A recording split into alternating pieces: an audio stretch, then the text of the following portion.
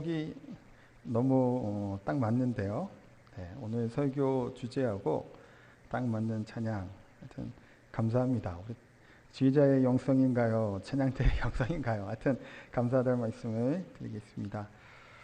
보통 이제 잘 모르는 남자들끼리 이제 모임을 가질 때가 있죠. 어디 이제 뭐 가서 모이기도 하고, 모이다 보면 보통 무슨 얘기를 남자들이 이제 시작을 할까요? 보통 호구 조사를 하기 시작을 합니다.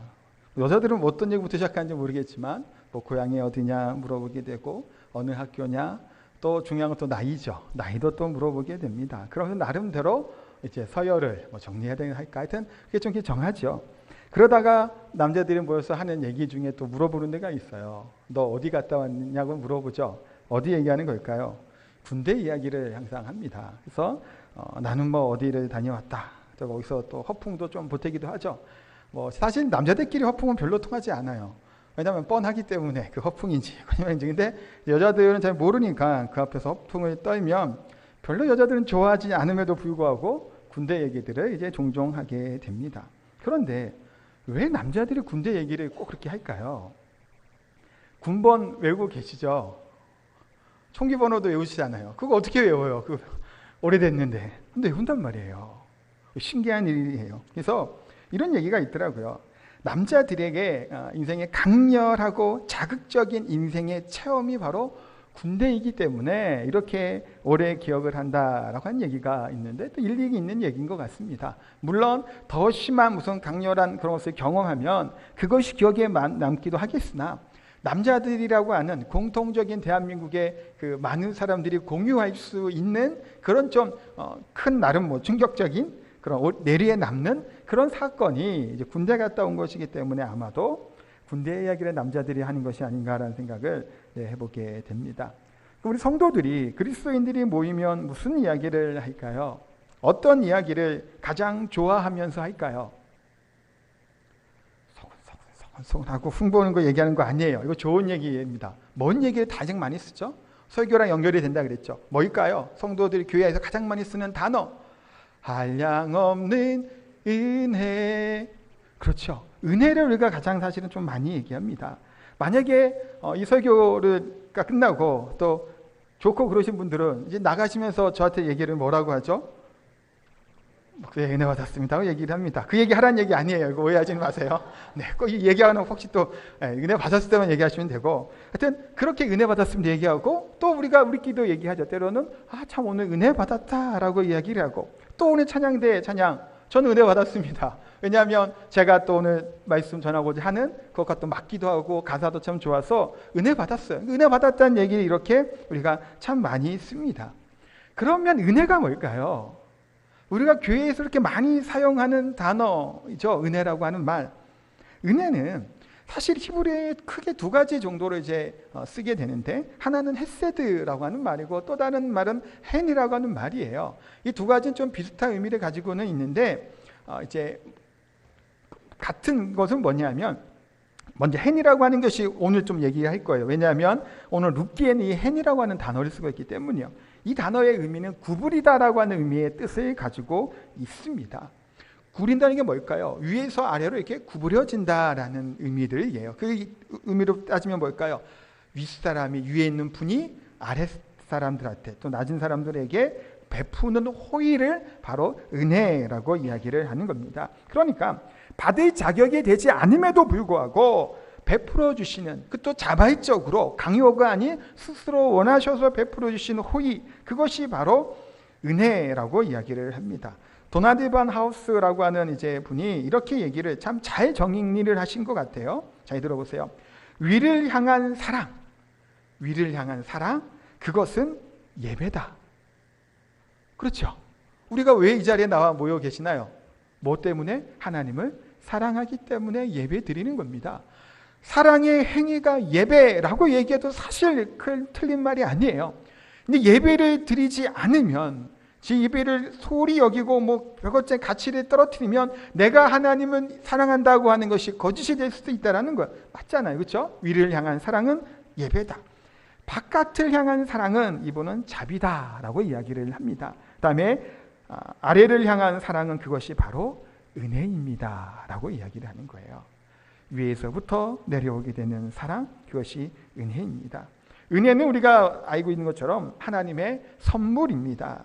주는 자가 아무런 조건 없이 일방적으로 베푸는 것이 바로 은혜입니다. 그래서 우리가 하나님의 사랑을 힘입어서 살아가게 됩니다. 그래서 철학자 파스칼이 이런 이야기를 했다고 하는데, 이 세상에는 많은 사람들이 있지만 실상 두 종류의 사람이 살고 있다는 거예요. 어떤 종류일까요? 죄인과 의인이 아니라 모두가 다 죄인인데 어떤 한 부류는 이 부류라는 거예요. 나는 죄인입니다 라고 죄인됨을 시인하고 또 죄인되다고 인정하는 사람이 있고, 또 다른 부류의 사람은 나는 죄인이 아니다 라고 얘기하고 내 죄조차도 다른 사람에게 떠맡기는 사람이 있다는 거예요. 교만한 마음을 갖고 또 죄를 거부하는 사람도 있다는 겁니다. 사실 그렇죠. 우리는 모두가 다 죄인입니다. 하나님의 은혜를 입지 않으면 살아갈 수 없는 존재인 줄 믿습니다. 우리가 오늘 읽었던 본문 루키 2장 같은 경우에는 그 은혜라고 하는 말이 3번 정도 사용되게 됩니다. 1장에서는 어떤 분위기라고 지난주에 말씀을 드렸나요? 죽음이라고 하는 단어를 쓰고 있죠. 엘리멜렉이 죽었고 아들들도 다 죽습니다.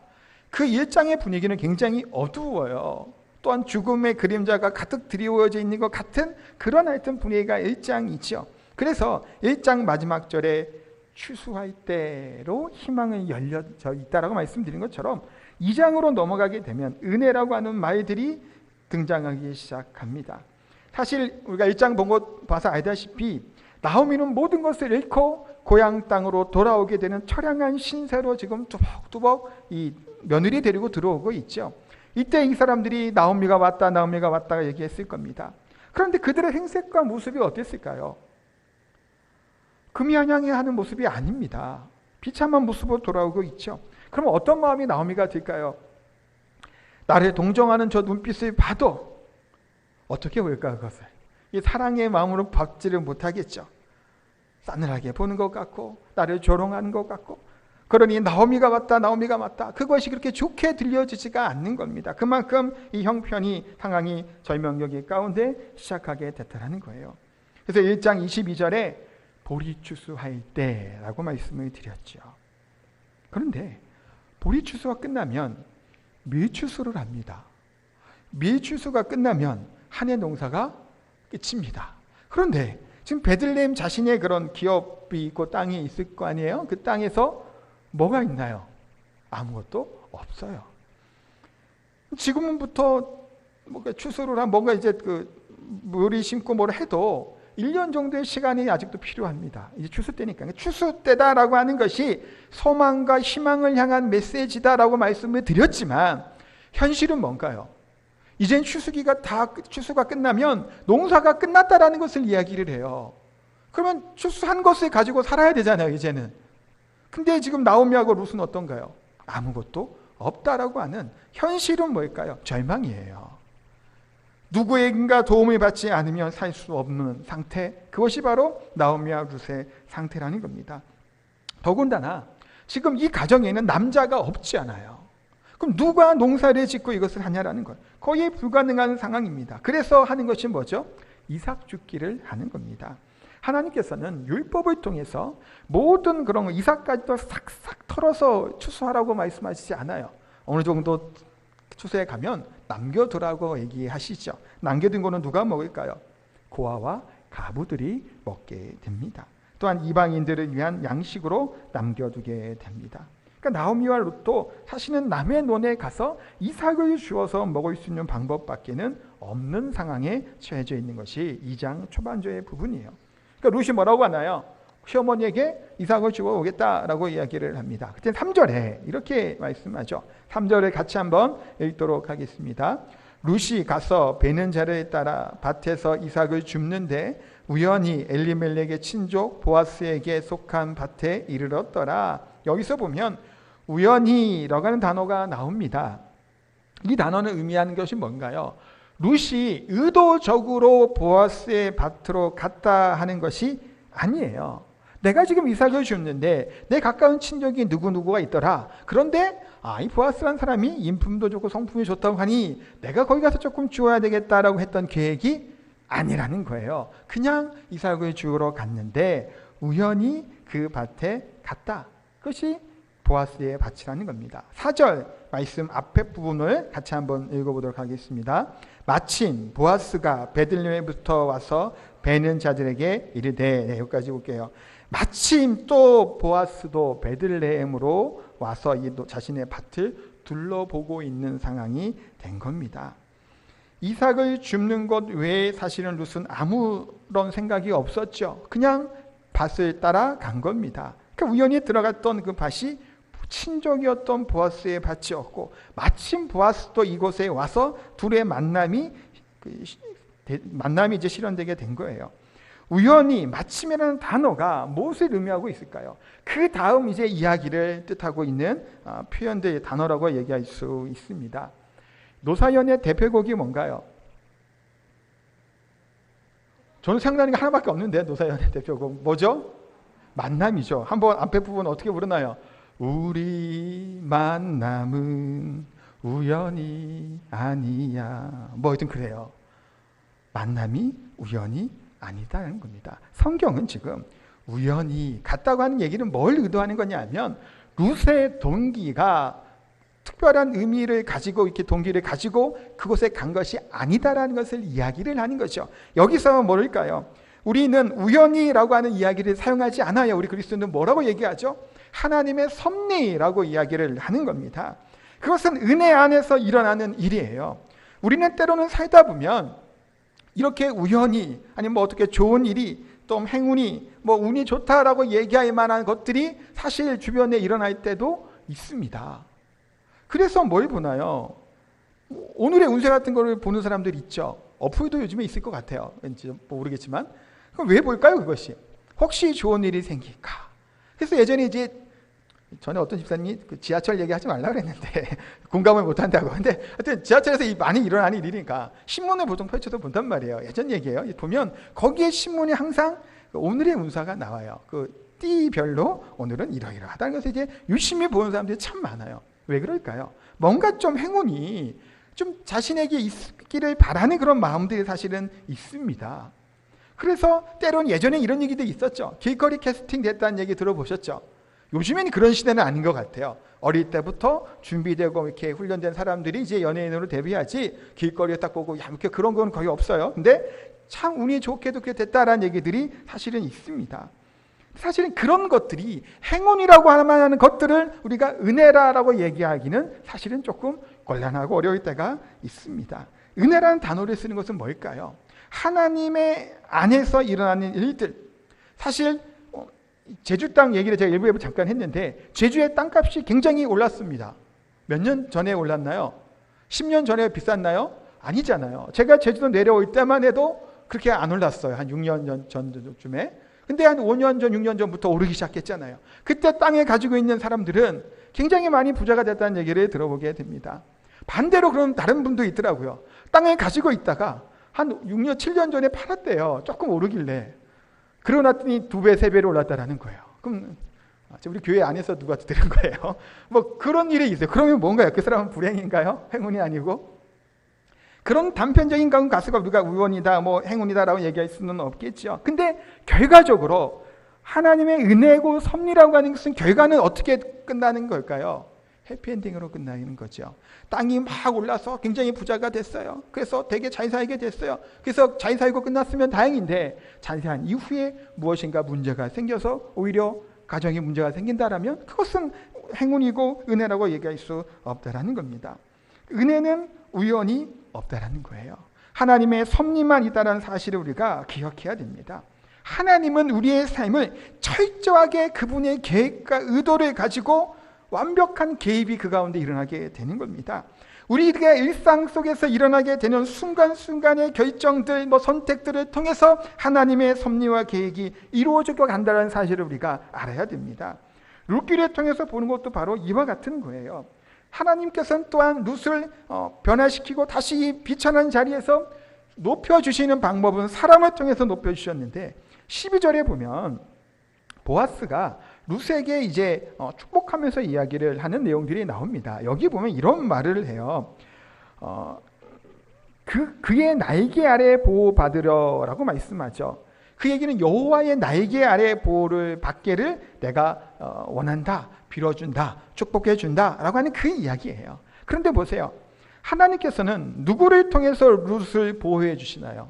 결과적으로 이 얘기를, 축복을 빌어줬던 보아스를 통해서 하나님은 룻에게 은혜를 베풀어 주십니다.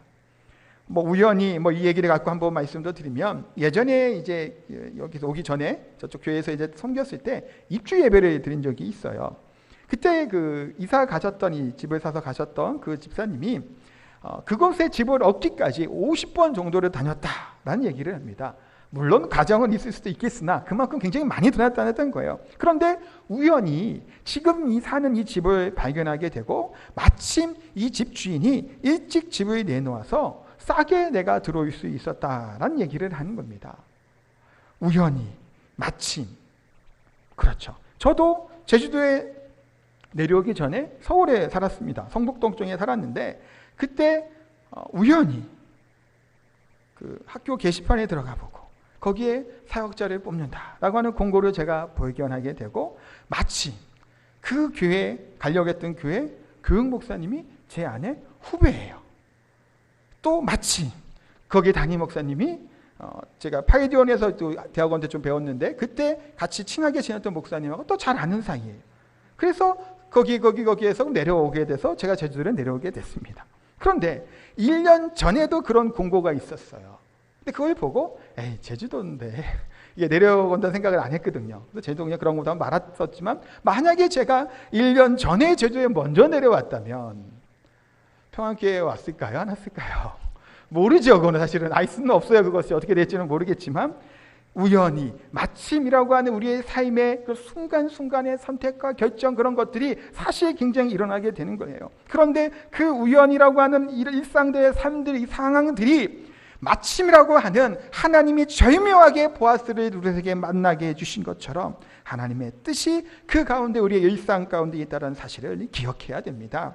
오늘 본문에서도 보면 우연히 친족 보아스에게 갔잖아요. 마침 보아스도 만나게 됐습니다. 그런데 보아스는 룻의 어떠한 점에 보고 매력을 느꼈을까요?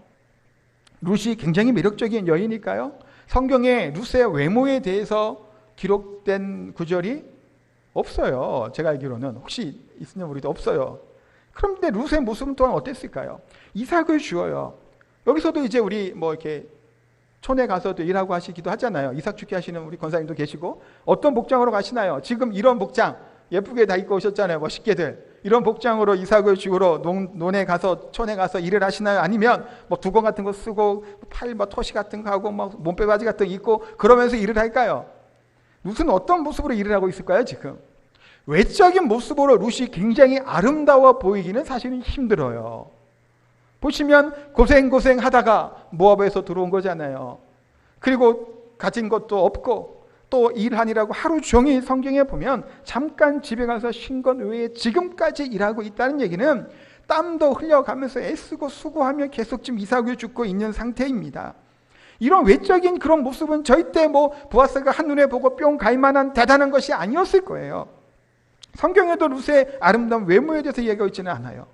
그럼 보아스가, 물론 지금 이제 좋아한다고 얘기할 수는 없겠지만, 결혼하기까지 되는 그 가정은 뭘 봤을까요? 비천한 상태에 있었던 룻을 볼 때 어떤 매력을 가질 수 있었을까요? 보아스는 룻에게 이야기를 합니다. 내가 너를 안다. 이방 모압에서 왔고 또한 시어머니를 어떻게 잘 섬기고 있는지 내가 그것을 소문으로 들었다라는 거예요. 룻에게 있는 하나님을 향한 은혜를 사모하는 그 마음들, 또 시어머니를 향한 극진한 효성에 대한 효심의 마음들을, 그 아름다움을 보아스는 사실은 발견한 거죠. 그러니까 호의를 가지고 좀 긍휼한 마음을 가지고 딴 데 가지 말라는 거예요. 그냥 가까이에 있어서 거기서 이제 우리에서 나오는 것을 먹으라라고 이야기를 합니다. 이런 말이 있습니다. 요 연령을 한 10년씩 뒤로 물려야 될 것 같기는 한데 많이 들어보셨을 거예요. 나이 40이 되면 인물의 평준화를 이루어진다고 하고, 50이 되면 학벌의 평준화, 60이 되면 건강의 평준화가 이루어진다라고 많이 들어보셨을 거예요. 이게 지금은 좀 안 맞는 것 같아요. 50의 인물의 평준화, 50대도 또 다르기도 하는 것 같은데 요즘에는 이게 뭔 얘기일까요? 얘기가 이 땅에 사람은 이 땅에 태어나서 늙어져 가고 점점 약해져 가고 죽음을 향해 가죠. 며칠 전에 자주 신방에 가다도 권사님 얘기를 하시더라고요. 젊을 때 신앙생활 열심히 해야 된다라는 얘기를 하면서 어떨 때는 기도를 하다가도 잘못하면 멍하게 있게 된다는 거예요. 졸리기도 하고. 그래서 이제 이게 좀 젊을 때나 모르게 나이 드니까 나이는 못 속인다는 거예요. 뭐 치아도 고치시고 뭐 하면서 얘기를 하시는 거예요. 그러니까 나이가 들어간다고 하는 것은 젊을 때의 그런 뭐 체력이나 뭐 외모나 뭐 그것들이 다 망가져 갈 수밖에 없는 겁니다. 겉사람은 어떻게 되죠? 후패져 가는 거예요.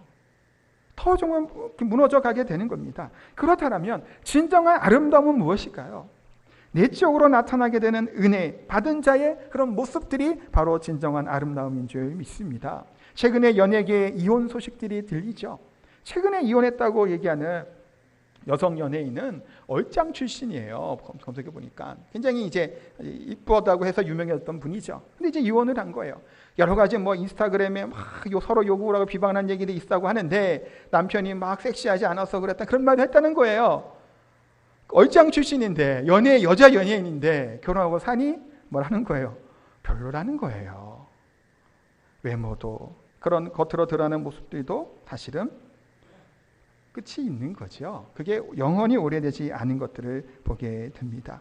오늘 본문의 룻은 하나님의 은혜 안에 보아스가 축복한 것처럼 여호와의 나에게 아래 보호를 받았더니 그 인생이 사실은 달라지게 되는 것들을 보게 됩니다. 룻과 비교할 때 보아스는 어떤 사람인가요? 유력한 자, 이 땅의 부자예요. 또한 존경받는 사람이 보았습니다. 기업을 물을 자였던 보아스와 룻은 결혼하게 되고 마침내 아들을 낳죠. 룻기 4장 17절에 보니까 이렇게 기록되어 있습니다. 그의 이웃 여인들이 그에게 이름을 지어주되 나오미에게 아들이 태어났다 하여 그의 이름을 오벳이라 하였는데 그는 다윗의 아버지 이새의 아버지였더라. 이새의 아버지 오벳을 낳게 됩니다. 룻은 이방 여인이죠. 그것도 저주받은 족속 아니면 원수의 족속이 할 수 있는 모압의 여인입니다. 그런데 다윗 왕의 증조모가 됩니다. 몰락했던 가정들, 소망 없던 이 가정들, 가장 밑바닥까지 떨어질 만큼 떨어졌던 이 가정, 이 여인에게 하나님은 존귀한 여인으로 세워주셨음을 보게 됩니다. 은혜는 뭘까요? 하나님의 어쩌면 역전적인 이런 묘미가 또한 있다라고도 볼 수 있습니다. 룻만 그렇지 않죠. 마태복음 1장에 보면 예수님 족보의 5절에 보면 이렇게 나옵니다. 사이몬은 라합에게서 보아스를 낳고 사이몬은 라합에게서, 라합은 누군가요? 기생 라합이라고 하는 가나안 여인입니다. 그에게서 보아스를 낳았어요. 무엇 때문에? 믿음이죠. 은혜 때문에 그렇게 된 줄 압니다. 라합도 룻도 그 외에 여기 성경의 족보에 보면 여인들이 나오죠. 그 여인들이 표현이 조금 죄송해요. 좀 하자가 있는 듯한 여인들이라는 겁니다. 이 얘기는 혈통이 그렇게 대단하게 무슨 유다 민족의 총렬 혈통도 아닌 거예요. 이방 혈통이죠. 룻 같은 경우는 이미 결혼했던 여자이기도 하고 뭐 시아버지하고 해서 나오는 경우도 있고 사실은 그 여인들이 존귀하게 그 가운데 올려져 있지만 실상 그렇게 존귀할 만한 상황은 아닌 여인들이 성경은 기록되어 있다는 겁니다. 이게 뭘 얘기하는 걸까요? 그걸 통해 그분들을 통해서 누가 나타나게 된 거야? 예수 그리스도예요. 이것은 인간적인 힘과 조건들, 자격들이 아니라 하나님의 은혜라는 사실에 대해서 분명하게 말씀하고 있습니다. 우리 자신들을 보셔도 그렇잖아요. 나 자신이, 내가 그렇게 대단한 존재가 아니라는 것을 우리는 압니다. 저 또한 마찬가지예요. 제 자신이 돌아보면 사실은 별 볼일 없는 사람이에요. 별것도 아닌 사람이에요. 제가 감히 이 자리에 서서 설교할 수 있을 거라고 상상이 못할 만큼 보잘것없단 말이에요. 그럼에도 불구하고 하나님은 어떻게 해주시는 건가요? 저 같은 자도 하나님이 목사로 부르시고 세워주시는 거예요. 저 같은 연약한 사람도 하나님이 이 자리에 세워서 하나님의 말씀을 증거하도록 세워주셨다는 겁니다. 이것이 무슨 은혜인가요? 파격적이죠. 우리가 측량할 수 없고 우리가 헤아릴 수 없는 하나님의 은혜라는 겁니다. 우리가 모두가 다 그런 존재예요. 각오가 다 있죠. 어떠한 존재들이셨나요? 어떻게 살아가셨나요? 때로는 핍박자들도 있어요. 열심히 교회 다니는 아내들을 힘들게 했던 그런 남편들도 있다는 소리들을 듣게 됩니다. 그랬던 분들이 또 나와서 예배를 드리죠. 이런 죄 저런 죄 가운데 범죄했던 사람들도 있습니다. 내 이 연약감을 어디 가서 드러내지 못할 만큼 수치스러운 죄가 우리 가운데 있다라는 거예요. 그런데 하나님께서 우리를 어떻게 하셨나요? 그런 우리를, 보잘것없는 우리를 사랑하셔서 이처럼 하나님의 자녀 삼아 주셨습니다. 어떤 분이 독수리와 참새, 나비와 나방에 대해서 이야기를 하는 걸 들어봤는데 참 그럴듯합니다. 한번 들어보세요. 독수리하고 참새하고 나는 방식이 다르다는 거예요. 참새는 자기 힘만으로 날아간다는 거예요. 바닥바닥하게 뛰죠. 참새만이 아니에요. 이 동네에 보면 조그만 새들이 많잖아요. 막 날개짓을 하면 갑니다. 독수리는 어떤가요?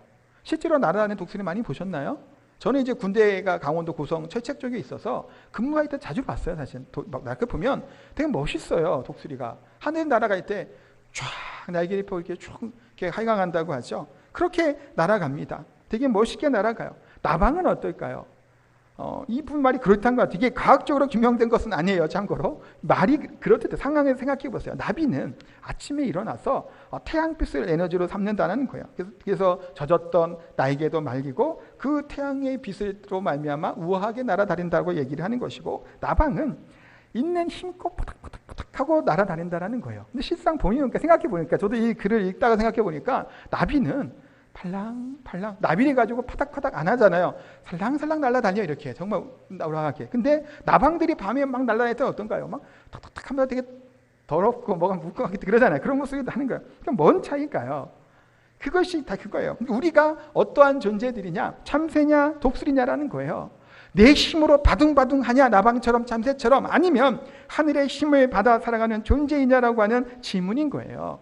우리는 때로는 내 힘과 내 능력, 내 것을 가지고 이것을 헤쳐나가기로 애쓰게 됩니다.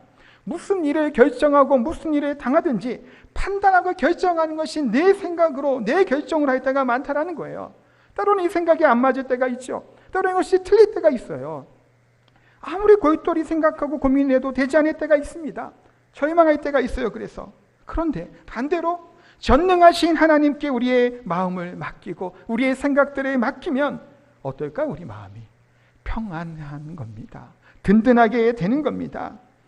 우리의 마음이 넉넉함이 또한 생기는 거예요. 왜 그럴까요? 전능하신 하나님이 우리를 그 안에 품어주시고 우리의 문제를 해결해 주시기 때문입니다. 우리가 언제까지 우리의 힘으로 나방처럼 참새처럼 몸부림치며 살아가겠냐라는 거예요. 위로부터 내려오는 하나님의 은혜를 공급받아 살아가는 저희들이 되기를 소원합니다. 요즘 상계 경제가 어렵다는 얘기를 듣습니다. 며칠 전에 어떤 집사님이 얘기하다가 마늘 때문에 너무 머리 아프다고 얘기를 하시더라고요. 농협에서 마늘을 이렇게 했는데, 농협 다니는 분이에요. 안 팔리는 거예요. 너무하던데요. 직원들에게 월급이 지금 돌아가지 않는다라는 거예요. 수출기를 지금 찾고 있다고 하는데 수출기도 쉽지가 않다라는 거예요. 지금 우리나라 상황이 어떤가요? 중국이랑 친한가요? 안 친하죠. 일본이랑 친한가요? 안 친하죠. 미국이랑은 좀 친한가요? 좀 불편하게, 요즘에 좀 상황이 안 좋아요. 그러다 보니까 어느 곳 수출기를 하는 것도 쉽지가 않다는 얘기들을 주고받은 적이 있습니다. 그만큼 경기가 안 좋다는 거예요. 그만큼 상황이 어렵다고 하는 이야기들을 하게 됩니다.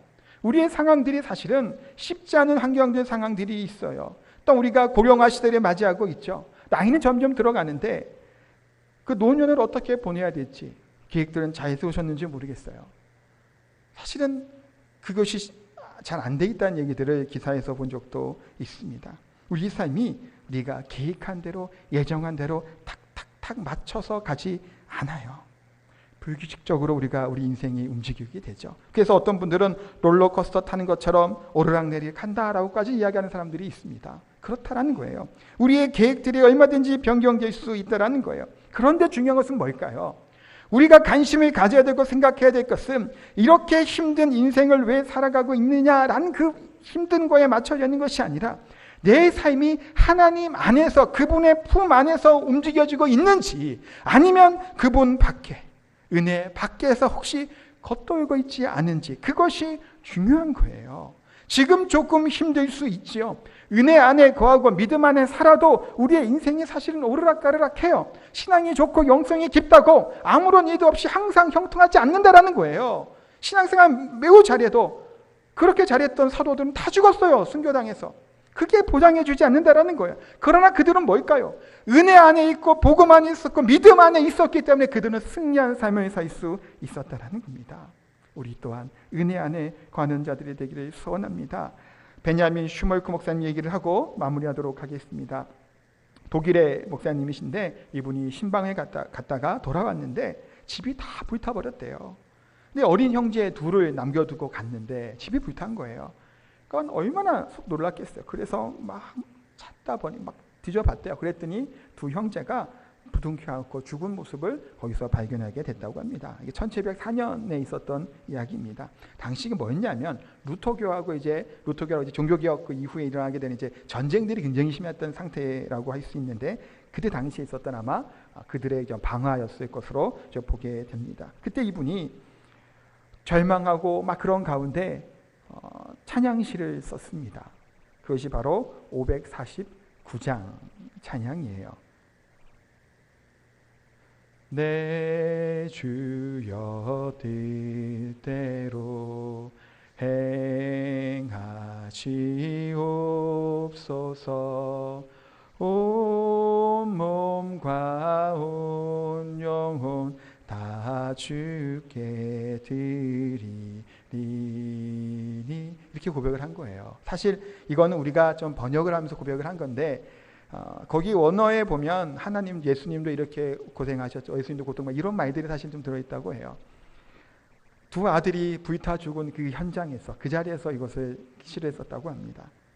하나님의 은혜고 또 하나님의 행하심을 뜻대로 행하심을 하나님의 섭리대로 하나님의 은혜대로 행하는 것을 고백하고 있는 이분의 찬양의 고백입니다. 우리의 인생에 우리의 삶에도 사실은 힘든 순간이 와도 사실 우리가 먼저 우리의 끝을 결론을 내어서는 안 됩니다. 결론은 누구의 몫일까요? 내 몫이 아니고 우리의 몫이 아니라 하나님의 몫인 줄 믿습니다. 알파와 오메가 되시고 처음과 마지막에 계신 하나님께서 우리의 모든 인생의 그 끝을 주관하고 계신 줄 믿습니다. 루스의 인생 어떠신가요?